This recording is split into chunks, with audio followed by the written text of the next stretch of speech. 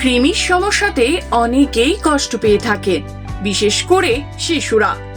এই কৃমির সমস্যার অনেক ঘরোয়া টোটকা রয়েছে, যার মাধ্যমে সমস্যার সমাধান সম্ভব। ৮ কাপ জলে 2টি রসুনের কোয়া দিয়ে সিদ্ধ করে 1 সপ্তাহ নিয়মিত খেলে পাবেন উপকার। কৃমি দূর করতে নারকেল বেশ কার্যকারী। প্রতিদিন সকালে 1 টেবিল চামচ নারকেল কুচি খান। 3 ঘন্টা পর 1 গ্লাস গরম দুধের সঙ্গে 2 টেবিল চামচ ক্যাস্টর অয়েল মিশিয়ে খান। পেঁপে।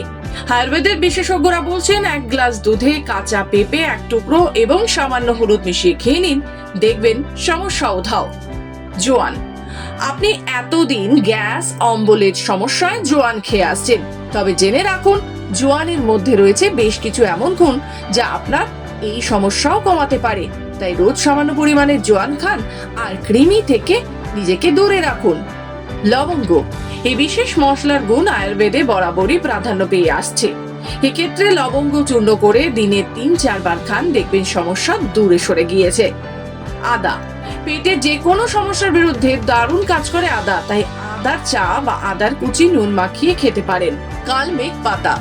এই পাতার হরেক রকম গুণ। এক্ষেত্রে কালমেঘ পাতা চিবিয়ে খেলে সব থেকে ভালো ফল মেলে। চিবিয়ে খেতে না পারলে জল দিয়ে গিলে খান। প্রয়োজনে কালমেঘ পাতার বড়ি তৈরি করে রাখুন। এই বড়ি মাঝে মধ্যে যদি আপনার শিশুকে খাওয়ানো হয় তাহলে অনেক রকম রোগ থেকে দূরে থাকবে আপনার শিশুটি। নিম পাতা।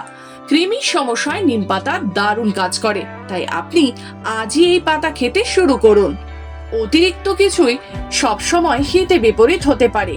আরো বিশদভাবে জানতে গেলে অবশ্যই বিশেষজ্ঞের পরামর্শ নিন।